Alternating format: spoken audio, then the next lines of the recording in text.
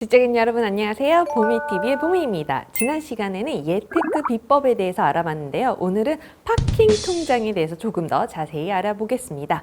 예테크 비법에 대해 알고 싶은 분들은 위 영상도 참고해 주세요.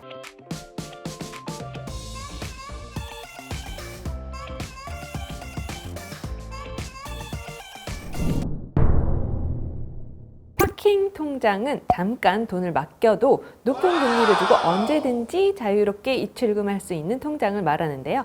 주차장에 차를 넣었다 뺐다 파킹하듯이 내 돈을 아무 때나 수시로 입출금하는 형태를 말합니다. 일반 입출금 통장보다는 비교적 짧은 기간에 높은 금리를 받을 수 있고 예적금처럼 중도 해지에 따른 불이익이 없는 것이 특징입니다. 목돈은 모으고 싶은데 예적금에 장기간 자금을 묶어두긴 싫고 가끔 필요할 때 아무 때나 자유롭게 꺼내 쓰고 싶다면 파킹 통장에 넣어두면 좋을 텐데요. 소중한 여러분의 돈 잠깐 맡기는 것일 수 있지만 오늘은 파킹 통장 만들 때 꼭 확인해야 할 것들에 대해서 먼저 알아보겠습니다. 먼저 제1금융권, 2금융권의 차이에 대해서 말씀드릴 텐데요. 파킹 통장 체크하기 전에 은행에도 종류가 다르다는 것을 알고 계셨나요? 제1금융권과 2금융권이 있다는 사실, 이 차이를 모르신다면 간략히 설명드릴게요. 은행은 중앙은행과 예금은행으로 나눕니다. 중앙은행은 한국은행, 예금은행은 한국은행이 공급하는 통화로 예금을 창출하는 은행을 말하는데요. 일상에서 흔히 볼 수 있는 은행이 대표적인 제1금융권 예금은행입니다. 하나은행, 국민은행, 신한은행, 카카오뱅크 등등 여러분이 떠올리는 대형 은행이 대표적인 것이죠. 또 이 밖에도 지역 이름이 붙은 지역은행, 또 시티뱅크 같은 외국계 은행도 특수은행도 제1금융권입니다. 취급하는 상품이 다양한 편이고 금리가 낮지만 안정적이죠.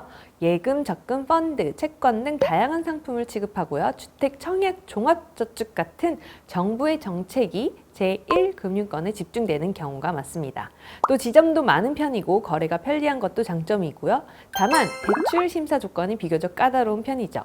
대신에 제2금융권보다는 대출 금리가 낮은 편이고 대출 금리만큼 예금 금리도 낮은 것이 특징입니다. 은행을 제외한 보험회사, 증권회사, 자산운용회사, 저축은행, 상호금융기관, 여신 전문 금융회사, 카드사나 캐피탈 등을 말하는데요.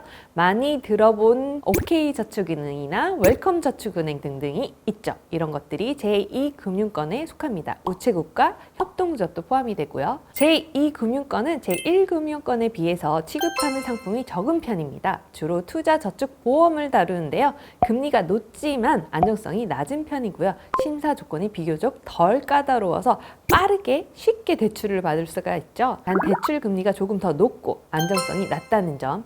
그래서 제2금융권에 먼저 대출을 받게 되면 신용점수가 훅 떨어지게 되고 다시 제1금융권으로 갈아타기까지 엄청난 인고의 시간이 필요해질지도 모른다는 점 주의하시면 좋겠죠. 예금자를 보호하지 않는 상품도 있기 때문에 가입 전에 예금자 보호 여부를 꼭 확인해야 합니다. 이제 이거 알고 파킹 통장을 보면 훨씬 잘 선택하실 수 있을 거예요.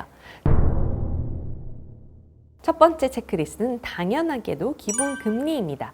파킹 통장에 맡기면 도대체 얼마의 금리를 준다는 것일까요? 2023년 2월 중순 기준으로 확인해 보니까 2에서 5%까지 다양한데요. 제2금융권에 해당하는 저축은행들이 상대적으로 높은 금리를 제공하고 있죠. 두 번째는 우대금리 조건입니다. 제공하는 금리가 우대금리와 기본금리를 자세히 적어 놓았는지 한번 살펴보셔야 해요. 5% 금리인 줄 알고 얼른 가입하려고 보면 우대 조건이 주렁주렁 달려있는 케이스가 많습니다. 추가 우대 금리를 위해서 급여 이체나 자동 납부, 이벤트 안내 동의 및 멤버십 가입 등을 해야만 하는 필수 조건들이 있다는 점 또 확인하시고 가입하시면 좋겠죠? 이거 확인 안 하고 살펴보다가 기대에 못 미치는 금리 상품에 가입하게 될 수도 있으니까 고생을 덜 하시려면 먼저 안내문에 적힌 요건과 내용들을 꼼꼼하게 읽어보셔야 합니다. 세 번째는 최대 금리 적용 한도 금액입니다. 한도가 좋아야겠죠. 돈을 무조건 많이 넣는다고 다 주는 것도 아니고 예금자 보호가 전액이 되는 게 아닐 수도 있다는 점. 어떤 상품은 100만 원 이하, 어떤 상품은 5천만 원 이하, 1억 원 이하, 2억 원 이하, 3억 원 이하 한도 없는 조건도 다양하게 있으니까 파킹 통장에 넣어둘 여유 자금에 적합한 상품인지 살펴봐야 합니다. 네 번째는 이자 지급 시기를 확인해야 되는데요. 이자 지급 시기도 상품마다 상당히 다릅니다. 토스뱅크처럼 매일 지급하는 것도 있고 카카오뱅크 세이프박스처럼 매월 지급하는 것도 있고요. 어떤 곳은 분기별로 지급하는 등 조건이 다를 수 있으니까 확인하셔야겠죠.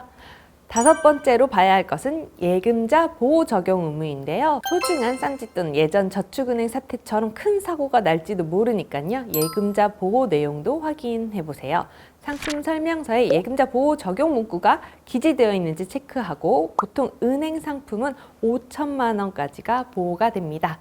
다만 증권사 파킹 통장으로 불리는 CMA 통장은 과거 종금사 일부 상품을 제외하고는 예금자 보호가 안 된다고 알고 있는데요. 그렇지만 CMA의 경우 RP나 국공채, 은행채, 우량회사채 등 비교적 안전한 곳에 투자하기 때문에 여태 사고가 난 경우는 많지가 않아서 상대적으로 안전하다고 생각해도 좋을 것 같습니다. 저는 개인적으로 미래에셋 네이버의 CMA 비상금 통장으로 파킹 통장을 몇 년째 잘 활용하고 있어요. 매일 이자가 붙는 재미가 있고요. 마지막은 이체 수수료 유무입니다. 임시로 돈을 굴리는 통장이다 보니 수시로 아마도 입출금 할 일이 생길 수도 있는데요. 이때 이체 수수료를 내야 한다면 쓸데없는 지출이 될 수 있으니 주의하면 좋겠습니다. 마지막으로 저축은행 건전성을 확인해야 되는데요. 지금까지는 제1금융권과 2금융권의 차이를 알게 됐고, 그리고 파킹통장 체크리스트 뭐였죠? 그렇죠. 기본금리, 우대금리 조건, 한도금액, 이자 지급 시기, 예금자 보호, 이체 수수료까지 모두 다 확인했는데도 높은 금리 주는 저축은행을 선택하고 싶으시다면 저축은행의 건전성을 꼭 확인해야 합니다. 예금보험공사 홈페이지에서 금융회사 종합정보 저축은행 탭에 들어가 보세요. 그러면 전국 저축은행의 평균 재무 현황이 나옵니다. 지역별 평균을 클릭하면 회사별로도 확인이 가능하고요. 자, 그래서 BIS 자기자본 비율은 위험자산 대비 자기자본 비율을 의미하는데요. 위험자산을 커버할 수 있는 자본의 수준을 보여주는 수치를 말하고 이것이 높을수록 좋습니다. 보통 자산 1조 원 이상 저축은행은 최소 준수 비율이 8%, 자산 1조 원 미만은 7% 정도라고 합니다. 두 번째로는 연체 기간이 3개월 이상인 부실채권이 여신, 대출 총액에서 차지하는 비율을 고정 이하 여신 비율이라고 말하는데요. 보통 8% 기준으로 그 아래면 안전하다고 보는 경향이 있다는 거 기억해 두면 좋겠죠? 마지막으로 또 해당 은행이 수익을 얼마나 잘 내고 있는지가 중요하겠죠? 이때 총자산 순수이익률을 체크하면 좋은데요. 은행이 당기 순이익이 적자라면 이것 또한 문제가 심각할 테니 체크하고 가입하는 게 좋겠습니다. 또 저는 개인적으로는 굉장히 편의성을 중요하게 생각하는데요. 지점에 가지 않아도 모바일로 간편하게 잘 작동하는지 귀찮거나 번거롭게 하는 앱 서비스 환경은 아닌지 체크해 보시면 더욱 좋겠죠? 여러분의 시간과 노력도 중요한 자산이니까요. 마지막으로 통장을 개설할 때 하루에 또는 며칠 만에 여러 개 한꺼번에 발급이 힘들다는 점 알고 계시죠? 통장 신규 발급 제한일이 20일이니까 여러분의 첫 파킹 통장 선택을 신중히 하시면 좋겠습니다. 요즘 부동산도 주식도 코인 투자도 쉽지가 않죠. 여유 자금이 있다면 지금이라도 파킹 통장에 관심을 가지는 것도 좋겠습니다.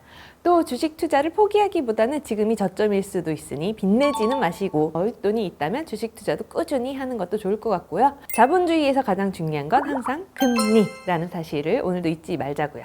파킹 통장 금리도 수시로 변하니까 잊지 마시고 체크하시면 좋겠습니다. 본인에게 적합한 투자와 재테크를 하면서 조금 더 풍성한 하루하루 되시길 바랍니다. 다음에도 유용한 컨텐츠로 돌아올게요. 오늘의 영상이 도움이 되셨다면 구독과 좋아요, 공유도 많이 부탁드립니다. 적이고 행복한 하루 보내세요. 감사합니다. 안녕.